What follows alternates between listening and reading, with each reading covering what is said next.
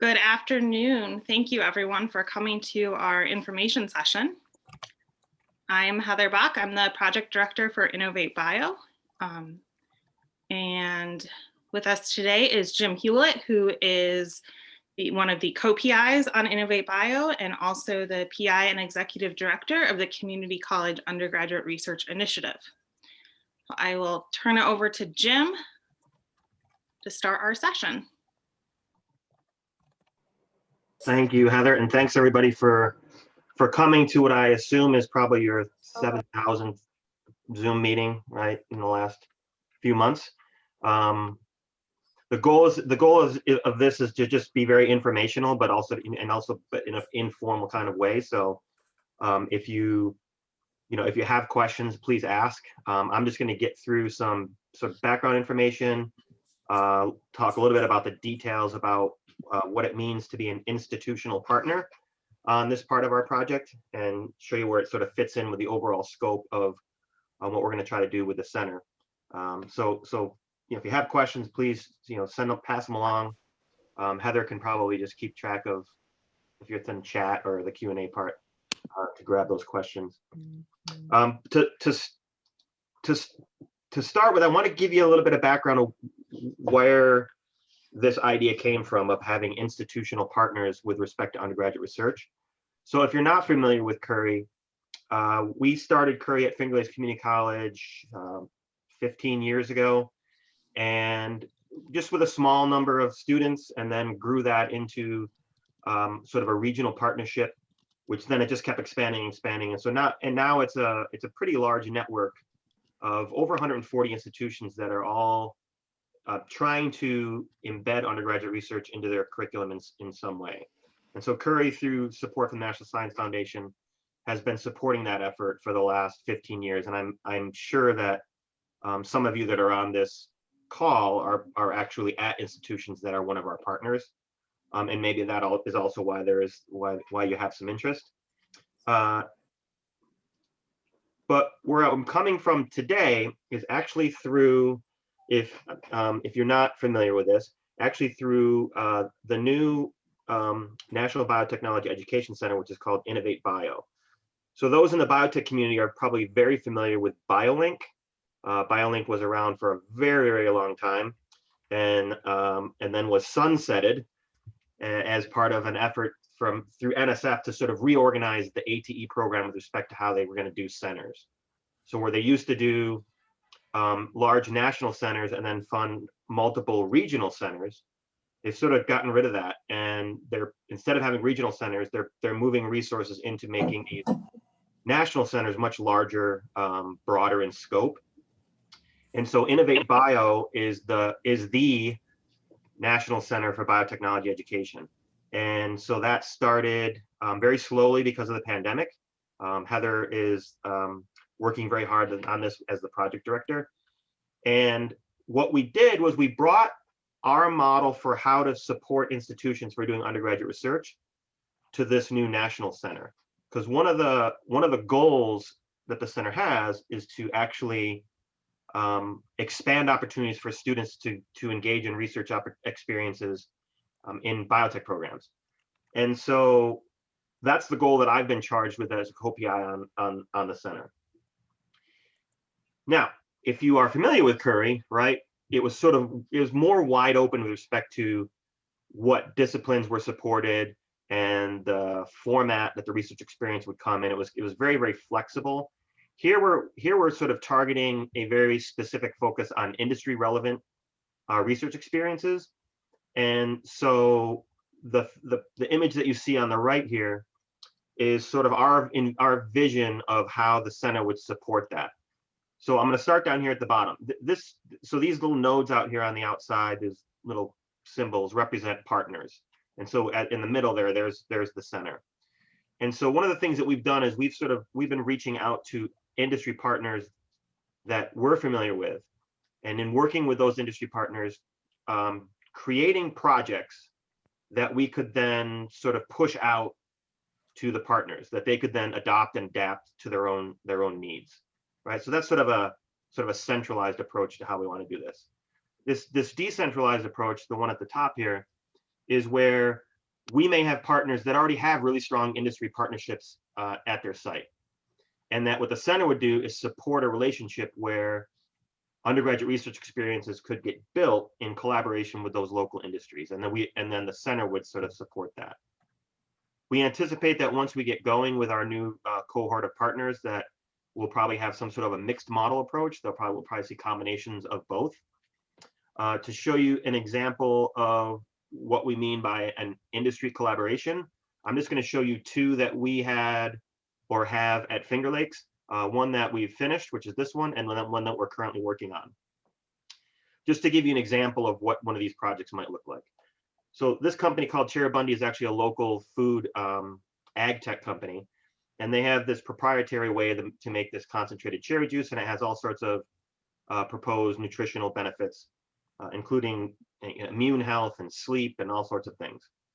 And so what they needed was for somebody to do some research on this product to look for the stability of these certain phenolic compounds that come out of the cherry skins that give these benefits, to look for the stability of these compounds in various storage conditions and under different treatments. And so we sort of scaffolded an experience that for our students through an introductory biology/chemistry course. You could use it in either, where they were introduced to the concept of these compounds. And then in two other courses, they had opportunities to first get engaged in this as a research project, and then finally in this Bio 291, that's our research course, they could actually do a full semester experience on the project. So that's just an example of what I mean by it. So that project we had finished. The current one that we're working on is with another food company locally called Empire Medicinals. And what they're interested in looking at is how to optimize the production of these mushroom polysaccharides that actually been in the news lately, these large beta glucans that support immune health. And they want to get into this market of actually producing these at scale. And so we're going to be doing some research. We actually just started the project with 3 students last week. That's going to run for a year, where the students are actually going to be doing a submerged fermentation of mushroom mycelium, and then doing the downstream of actually finding those end products, actually isolating them, purifying them, and then trying to optimize that production. So both of these are examples of sort of tight collaborations with companies, with industry, regular contact with the technical people at these companies that the students will have. So we think these are going to have some great benefit for a student that's going through a biotech program, because we already know the benefits of doing undergraduate research, but this sort of additional layer is that because it's industry relevant, it really does focus on the workforce piece that ATE obviously is very focused on themselves, right? So we're sort of in line with the mission of ATE. So what we decided to do is write into the proposal an opportunity to actually bring in a cohort of institutions, just like we did with Curry, where we would call them partners, and then support that institution in the development, implementation, evaluation of undergraduate research in their biotech curriculum. So this is sort of the timeline we envision, and I'll talk about some of these pieces so you can see what you would be in for, is that at the launch of InnovATEBIO in 2019, that we would be immediately recruiting those partners to be able to start the training portion. Obviously, with the pandemic, we are behind by almost a complete year at this point. And so we're actually doing that recruitment right now. So part of what we're doing with this information session is this, right? We're trying to find institutions that have an interest in being partners, get them to apply, and then have us be able to find who we can support moving forward. The very first thing that would happen is that this institution, and I'll talk about teams in a minute, would go through a strategic planning meeting, which is really sort of the kickoff to your projects, where so this is where we're using the Curry model, because in Curry, this is what we would do. We would actually go to a physical location. We would bring everybody to that location, and then we would spend about 2.5 days going through this planning workshop. And on the back end of it, what the teams would come out with is sort of a 5-year strategic plan that they would take back to their home institution and that they could start sort of building their project. And then we would support them back when they got back to their home institution. So that's the very first thing that we would do. And I'll talk a little bit more about that. And that hopefully within a couple of years, right, that each of these institutions that come on to partners can sort of demonstrate the way in which their students are now gaining research experiences in their biotech programs. All right, so to be eligible to be a partner, one is, first of all, you have to have a team. So we don't take individuals as partners, we take institutions. And to show that institutional commitment, you would put forth an actual team from your institution. That would include up to 4 faculty. You know, this is not a solid set number, right? And you could have external collaborators. We've had partners come in that have had NGOs, 4-year institution partners that are part of the team. But that your team also must have someone in a decision-making position. So we don't really define that because that kind of changes from place to place. But someone who can actually make sort of curriculum decisions back at your institution. So a lot of times that's, you know, someone at sort of a dean level, right? But it could be higher. It could be your president, your provost, or whatever. You have to be from a 2-year college, right? Where even though you might have 4-year institution partners, that the lead for this would be actually from a 2-year school. You have to be able to commit to that entire strategic planning meeting. We don't think it's going to be 2.5 days because nobody wants to be on Zoom for that long. But to commit to being part of, you know, the actual planning. So we haven't set the dates for that yet because we want to make sure that we work with whoever we're going to bring on as partners to make sure that everybody's going to be available and can commit to those times. But we don't want, you know, one person showing up and trying to do all this work, because the kickoff, this part is actually really, really sort of important. You have to join InnovATEBIO, and that's easy to do from the website. It's free. That puts you on the mailing list and all of our contact lists. And and obviously you have to apply, and we're taking applications up through March 1st. And when you go to InnovATEBIO, the website, there's a banner that shows up right in the middle of the page you're going to land on that will take you right to that application. And I can show you that later if someone would like me to. So that's sort of the eligibility. So what are the benefits? So you get to actually get supported in doing the strategic planning meeting, which we find a lot of our partners, they say that it's a very valuable experience to be able to do this. That you have people that want to do undergraduate research, but they don't have a shared vision as to how they're going to do it. And that's really what this workshop does. It gives you that shared vision that your team is sort of all agreed to, that you can actually go back and do. The support for this is pretty straightforward because it's really just scheduling something virtual, because we would have loved to do this face-to-face. We kind of held off for a long time, hoping that we were going to be able to, because we think there's value in that. But we just can't wait any longer. We got to get this thing kicked off. So this is going to be virtual. There is funding in our budget for supplies. If you're working up a new project in your lab that you want to be able to embed into a class, we do have funding to support that through supplies. What I will tell you, because this question comes up all the time with Curry, partners don't just get a budget. We don't just give them, hey, here's $8,000, go for it, right? That's not how it works. It's not a pie that we just cut up into equal pieces. Our job is to make sure that you have the supports that you need, which you're going to be identifying at that planning workshop. That's one of the things that we do. But it's not just a sort of a giveaway of, you know, a certain dollar amount. You have access to all of our faculty development opportunities, and by access that means invites. But the way our budget's working, we haven't spent a lot of travel money, and we won't be spending it for the virtual workshop. So our goal is to actually do some faculty development workshops in the future that we can then support your attendance at through travel and things like that. We do a lot of evaluation at InnovATEBIO, as you can probably imagine. It's a very large center that has a very broad scope, and so you'll have access to some of that information that might help you in sort of thinking about how you want to change your program. And you can see some of the other things here.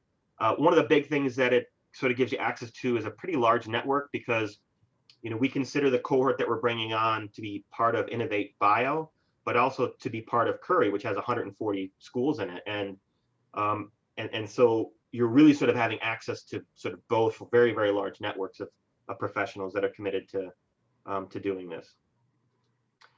And then the expectations are fairly light, but very important. That, you know, we hope that if you commit to do this, that you actually do develop a plan, that you come to that virtual strategic planning workshop, and that you have a plan that you can then take back with you and start working on. We do not expect that it remains static. Very often people make drastic changes to their plan once they get going, and that's fine, but the whole idea here is that you sort of have one.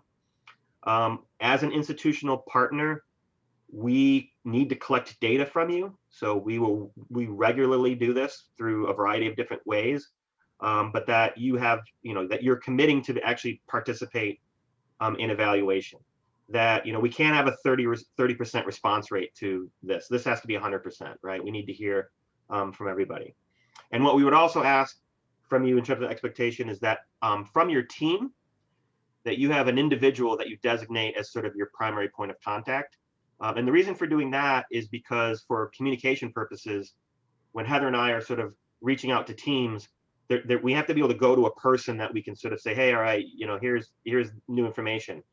And also that person communicating back to us needs to be representative of your team, right? So in other words, we don't want to be getting, you know, 6 emails from the same institution about 3 different things, right? Sort of a primary point of contact for that. We're just not staffed to do project management at the scale that we would like to, so that just helps with that. So if you've not seen the websites, for those of you that are familiar with Curry, if you've tried to go to our website recently with curry.org, you probably landed on some weird page. We were having an issue with our domain. So currently ccri.us points to us. Facebook page is the same. You can go and like it. That's where we post a lot of stuff that we're doing in terms of activity. And then innovatebio.org is the new center website. So I'll go to that. Oh, no, that's the one that Curry landed on.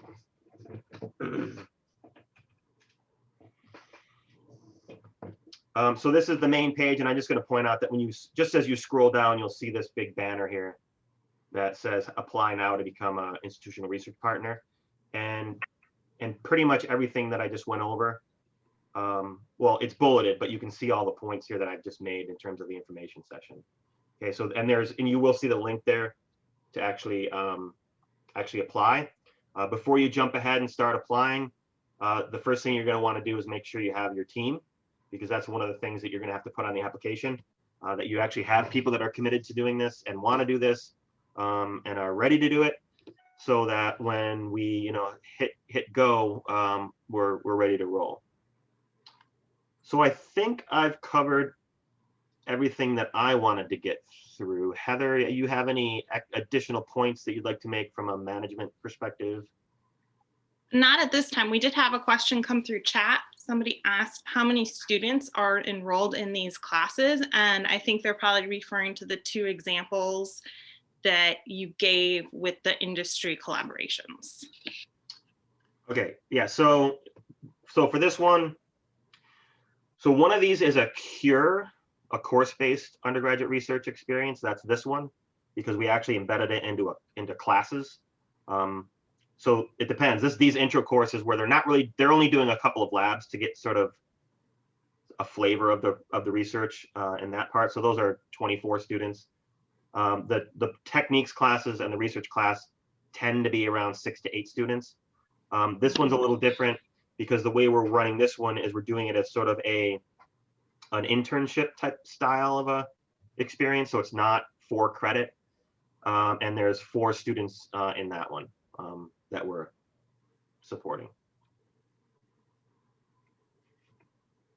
And if you guys want to unmute and verbalize your questions, I'd be happy to take it that way as well. Yes, Deborah. You know I was going to ask a question. Oh, yeah, that's okay. I like to talk. And I live alone, so this is my chance. My dean was pretty excited when I told him about this opportunity and that this session was going to happen. And he was thinking rather broadly because we're STEM, and our STEM includes like CTE and computer science and everything. So, and I was excited to see your examples. And I remember you talking about the Chair Bundy example before, but so could it include things like computer science if the project would fit that? We have some food industry here. I'm not sure they need computers, but yeah, we had somebody else send us a question similar to that about it had more of a chemistry focus to it, but it was still, I mean, it's a little tricky because I mean, we're the biotech center, so we're, right.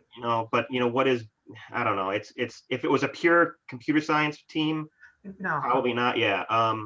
But if your plan is to do research in biotech, and there are people on your team that are going to do that in another class, I don't think there's anything. okay, so as long as the center part of it is biotech. Yeah, because really what we're supporting is your plan, not your project, right? I don't know if that makes sense. Like we want, No, it does. we want undergraduate research to show up in biotech, but what we're really supporting is the plan that you have to get it there, not necessarily directly, okay, this is the project and here's how we're going to support that, because we just don't have that. Well, that's just not the scope of what we're trying to do. So it's a good question. It's probably not a very specific answer. And for us, our departments are relatively small. So I'm just thinking in terms of being able to have a good team. For us, it would be pretty diverse. Yeah, and that's the thing that we actually talked about this when we were coming up with this this concept that, with Curry, it was wide open, right? We weren't discipline specific at all. And with this, it looks like we are being very discipline specific. But as you just mentioned, that makes it hard for you to sell it as sell it to higher levels, because they're looking out for more than just your program, right? If it's a dean or a provost, we hear this all the time. Yeah, we're all for it, but we want everybody to be able to do this, not just biology. And yeah, and I think we were kind of thinking if we started with a few key but perhaps diverse faculty in a team like this, over time, people could see what we were doing and it could branch out. right. And as Sandy noted, there's a lot of computation in biotech, and that's kind of what I was thinking too, why computer science might be a good part of the team. Yeah, and that's how a lot of the teams were built for Curry Partners, is that they said, well, I know we're from all different departments, but we're gonna start in this area, see if we can do it right. And then with in their plan, they had included how they were going to then branch out to other departments once they had some success. So yeah, that's for us, biology, chemistry, physics, biotech, when it finally gets approved, are all in one department. At computer science is in a different department, but yeah, so okay, thanks. All right, Jim, we've had a whole bunch of questions come in on chat, so can work through those. And then if people want to unmute, please feel free to, or you can keep dropping your questions into chat. The first is the minimum number of faculty that need to be involved. Can it be 2? Yes, it can. Right. So it's not ideal, but again, we're thinking biotech programs can be pretty small. So I would expect that we might have some smaller teams. But the critical piece, obviously, right, is that you have somebody in there that can represent your institution at a sort of a decision-making level. And then this was answered a little bit with Deborah's question, but do you have to have an entire biotech program, or can this happen with biotech type course? Yeah, it does not have to be a biotech degree program. Definitely can be a class. Yeah. And do you have to have the industry partners identified before applying? And that you do not. And so what we would do is sort of talk about some of the projects that we're working on that you might want to adopt. And that way you're sort of following that sort of centralized model that I showed you. But you may not want to do that, and you may say, all right, I do want to have a local industry partner, I just don't have one yet. And that's something that you don't have to have ahead of time. It's helpful if you come into your meeting with some ideas as to who those folks might be or what those projects might look like. But that's not necessarily a deal breaker. Yeah, and I would just add to that if you have an industry partner, you are encouraged to invite them to attend the strategic planning with you so that they can be part of that process.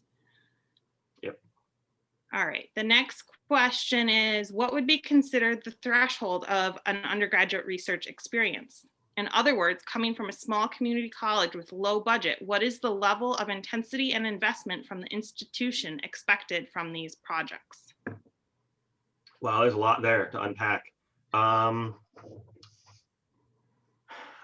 think that you could have like the full spectrum was probably be something like, well, our plan is that in this course for these 4 weeks, we're going to replace these labs with an experience that our students are going to be able to engage in, where they're going to be doing research, however you want to define that, right? So this is not project-based learning, but they're actually engaging in some level of research. And then obviously on the other end of that spectrum, right, it could be an entire course built around the experience, or you modify a course that you already have that's a full semester experience or a full year. The mushroom project that I presented to you is actually a full year project for those students. So I don't think there's really a threshold. I mean, what we're not looking for is to say, we're going to redesign a lab so that students are collecting data. That we're not looking. That's not really what we're hoping to be able to build out. But we kind of leave that up to you guys as to what extent you want to do this. I will say that part of your plan is whatever we do, how does it continue at the end of the InnovATEBIO grant cycle, right? I mean, we're funded as a center for 5 years, which means, within those 5 years, our partners are supported, but there's no guarantee that center is going to get refunded. And so you have to sort of build into your plan sort of a phasing out. We're totally supported by, the only way we can do this is because we're getting support from InnovATEBIO we're able to do it at our institution. So if resources are really tight and you're strapped for supply money and things like that, you want to think about that ahead of time and envision what that might look like.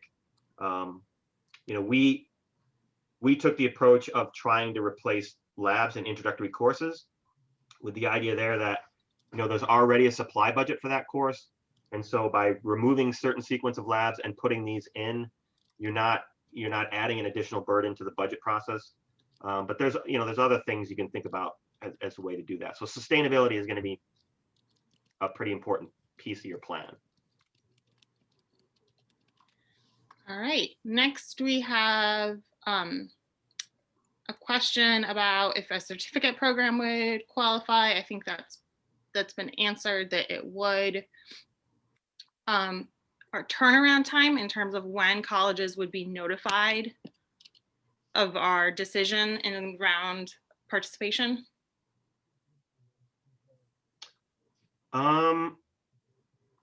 It's a good question. I think we had talked about mid-March. I mean, we can turn it around pretty quickly. We want to do it pretty quickly because we're hoping to have this strategic planning meeting. If we can squeeze it in April at some point, it would be great.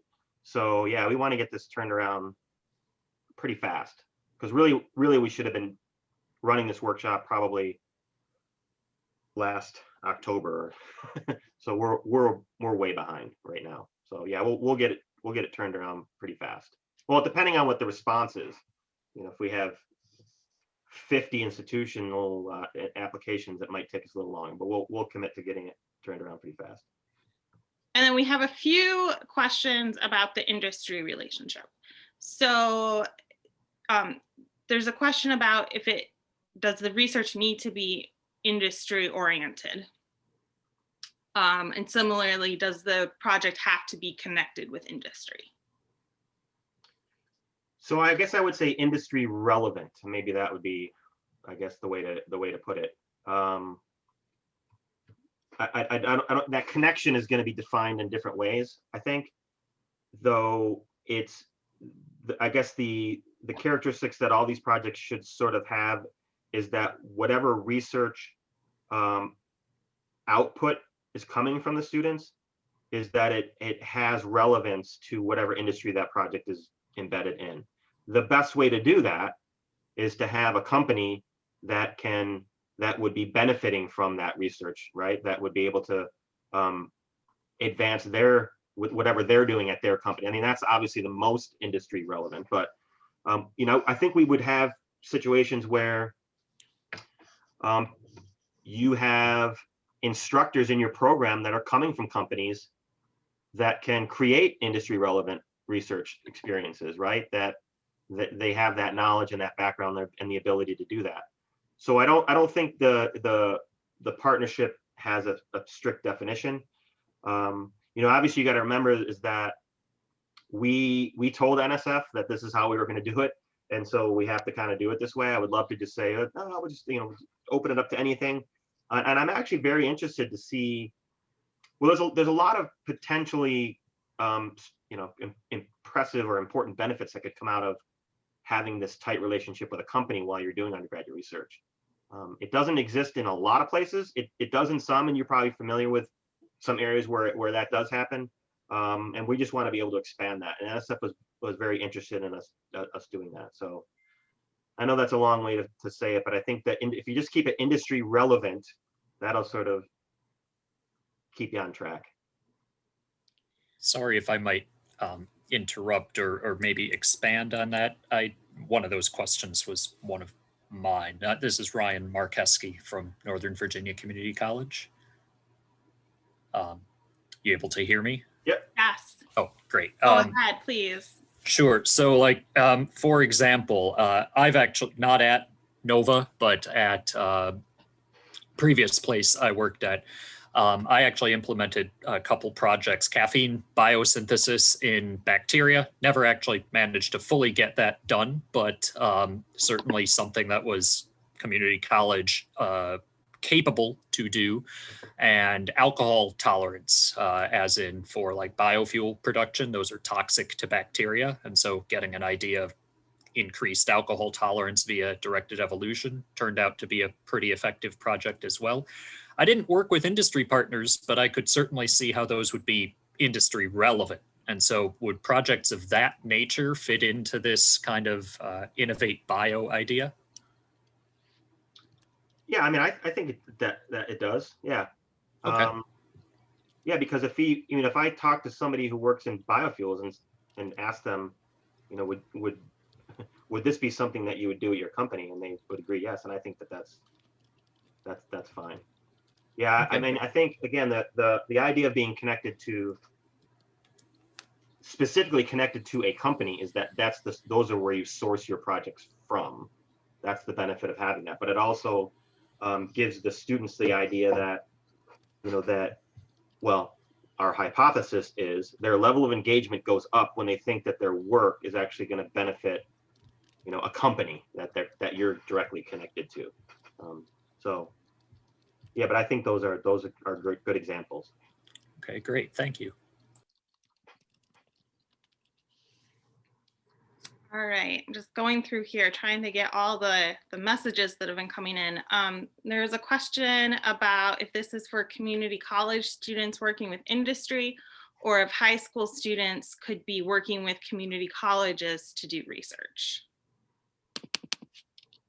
So if I guess the way to answer that is that if your plan includes a high school connection, that's fine. That's not, you know, there's no reason why that should disqualify you.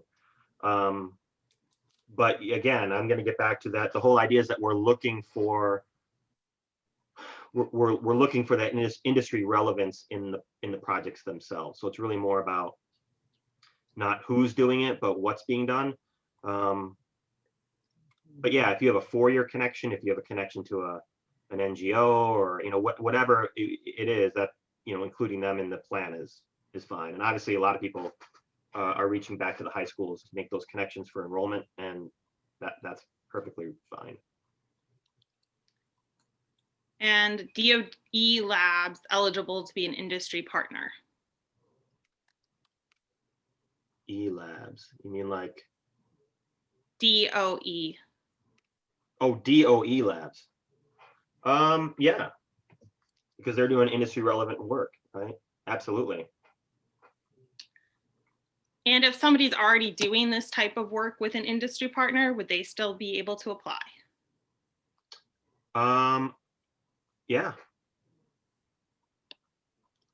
Oh, because I'm assuming that the idea is that whatever that is, you're going to try to expand it, and that's fine. All I right. think what we don't want, because this has happened. What we don't want is it's tricky. We've had schools come to us because they've been doing undergraduate research and budgets were cut, and they thought that being a partner would then help solve that problem, right? And you just have to be really careful that our job is to get you launched, but not to sustain it over long periods of time. So it's okay that if you already have something going on and that your plan is to either expand it or maybe it's happening outside of a class and you want to move it into a course, something like that. That's fine. But in the end, we have to come up with ways. And again, you do this in your planning is how do we, whatever we do, how are we going to keep it going for beyond any grant funding? That's really important. All right. Let's see. There's a couple questions about how this works in the curriculum. So can projects be both cures and internship type projects? And also, someone gave an example of how they're developing 2 courses that cover the techniques used by the pharmaceutical industries. And would that make a good fit?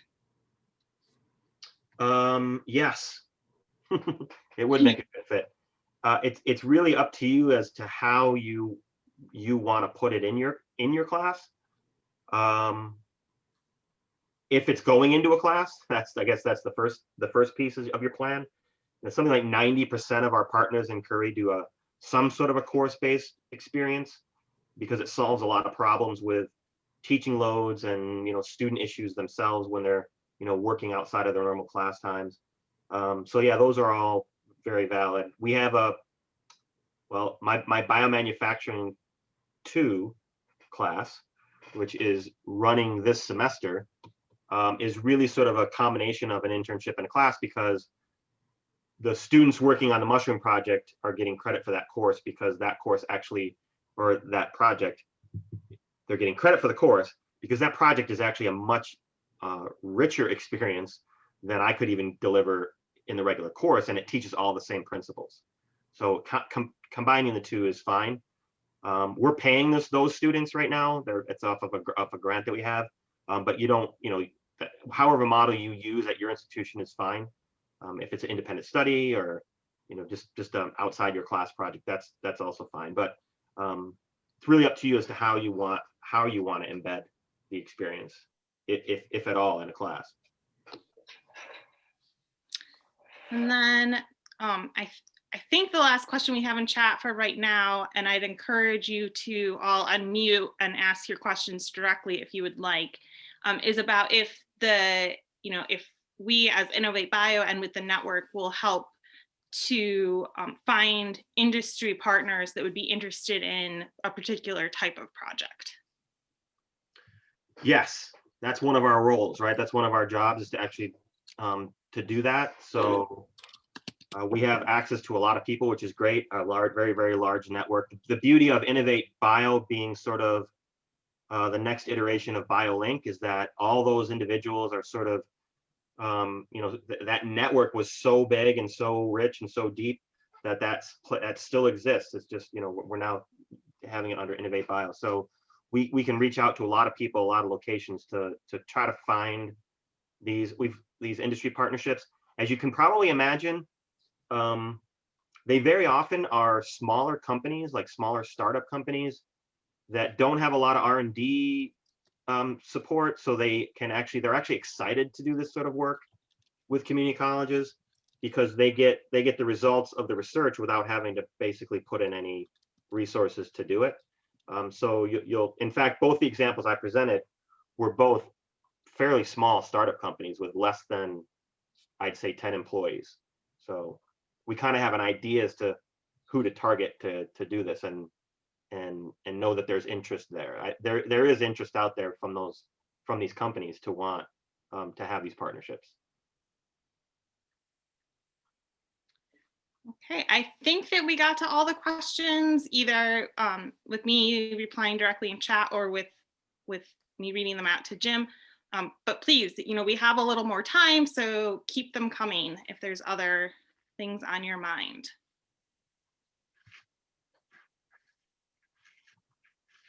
Or even just a comment is fine too.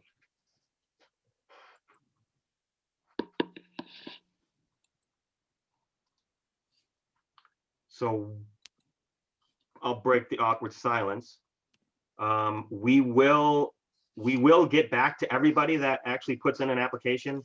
So if you're, even if we can't support your application at this time, you'll hear either way, because we want to make sure everybody knows that we received it and that we reviewed it. We are obviously going to be sort of targeting institutions that represent the community. So we have to not only look at the projects and the teams and things like that, but also where you are and who you are and things like that. We want to make sure that we're being fair to the community at large. So that's something that we're going to be sort of committed to as we look at these. But don't think that in your application you have to describe a mature undergraduate research experience that you either are developing or are running or plan to run. The whole idea here is that we're here to get you, if you have nothing going on. And most of our partners that came into Curry had absolutely zero research happening on their institution, and that was fine. But they had a really good idea, they had a strong plan, they had a dedicated team, and that's really the important pieces for that. And as you're applying, so don't feel that if you right now that you not only don't have any research in a biotech program, but you don't have any research going on at all, that disqualifies you, because it does not. In fact, we're looking for opportunities to expand into those places, because that's where we can broaden participation for students at two-year schools in this pedagogy. So that's really sort of a really big goal of ours, is to be able to do that. And how many partners are you looking for? Well, my graphics only allows for 6. So the picture actually restricted, but we're starting from that number. We've sort of had to reevaluate things just because our budget seems to change every month because of things that we're not spending money on or are spending money on because of the pandemic. So we're not exactly sure right now. We're thinking 6, unless Heather wants to correct me that. I mean, I think that what is an interesting situation is that, the restriction on our budget was really limited based on how much funding we had to bring people to in-person activities. And with the shift to being more virtual, that is causing us to be able to reevaluate what level of, in terms of number of partners we can bring in.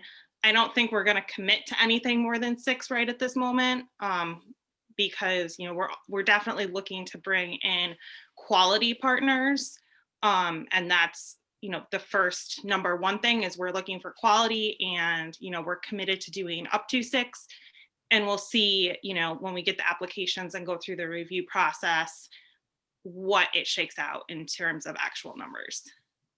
And we may find that we go into, so our budget year for the center is, Heather, October 1st, right? Yep. October 1st to September 31st. So when we go into the next budget year and we know what our budgets are for the following year, we may find that we have enough, we have enough money to move into a spot where we could bring in another cohort, maybe 3 more institutions if that's the case. So it may be that we, are only targeting 6 right now, but that might not mean that we might not be able to bring more in later. We don't want to bring on too many just because, I know it's a $7.5 million center, but the piece that's going to this is not huge, but it's significant. But as you guys can probably imagine, that it still doesn't go very far. You see these big numbers on these NSF grants, and for those of you that have had NSF grants, you realize, wow, that's a lot of money, and then you realize, well, it really needs to be more, but that's all we have. And we don't want somebody to not have success because we've spread ourselves too thin. But again, we may have an opportunity to bring in more in the next budget year. Yeah, and the other great thing that we're able to do, for people who apply, because Jim has been so involved in undergraduate research at 2-year schools, we get a lot of notifications about other opportunities with the request to pass it on to interested parties. So, if we don't have funding, that doesn't mean that through connecting with us, we wouldn't be able to help you find another opportunity. Yeah, and you'll see those. I push those out on our Facebook page a lot because I get a lot of requests now from, REU programs or other summer research experiences, or people looking to build, or people that have, created new projects that they want to, they want to see if it works at another institution, and they have money to support it going somewhere else so they can test it in there. So we get a lot of that stuff that we just sort of push out to everybody pretty regularly now, which is great. And I know that if Linnea, who's the InnovATEBIO PI, were on this call, she'd be making sure to push that, the new ATE solicitation is going to be coming out. And depending on the scope of your project, it may be a good fit for writing your own ATE. And that is something that the center can also help you with in terms of providing some mentorship through that process as well. Yeah, and ATE, if you've been following it at all over the last several years, has really started to focus a lot on undergraduate research, which seems odd that, ATE is very traditionally workforce technician training, but they've seen, this idea that these research experiences aren't just helping students go on to, medical school or graduate school and get their PhD in biochemistry, that they're actually very valuable as a workforce training tool as well. So they've offered lots of dear colleague letters that come out, and the AT solicitation it has explicitly had undergraduate research in the solicitation itself. So, and one of the things that the center's charged with is to help mentor individuals in writing ATE grants. So we can sort of obviously help with that as well if you have an idea that you think that you want to get your own funding for. And lastly, I'll just add, if you've never had an ATE grant, there is a new to ATE program there. That means that you're not competing against people who have had, like Linnea, who have had 30 ATE grants. You're competing against people who are going in for the very first time, and so the funding rates for that program are actually pretty high. So you get a pretty good chance.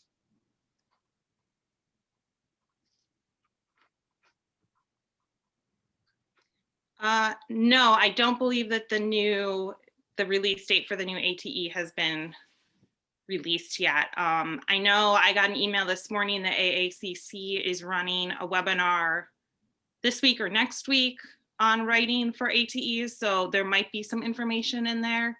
Oh, and thank you, George. George just posted a report from an undergraduate research experience summit that was held in November of 2019 that was funded by ATE to look at undergraduate research in technology education.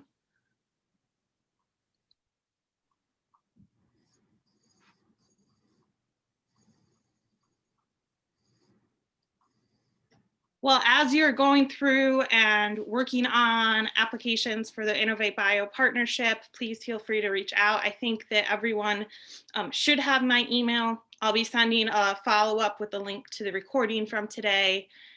So, you know, if anything comes up, feel free to reach out, and I can either get back to you myself or I'll forward on to Jim for feedback as well. All right. Well, you've got our contact info is on the website, and I've left up the banner here to remind you that that's where you can go to actually do the application. Just send along any questions you have via email if you have them. Thank you again for attending this information session. I think this was a really good idea to try to get out what we're trying to do.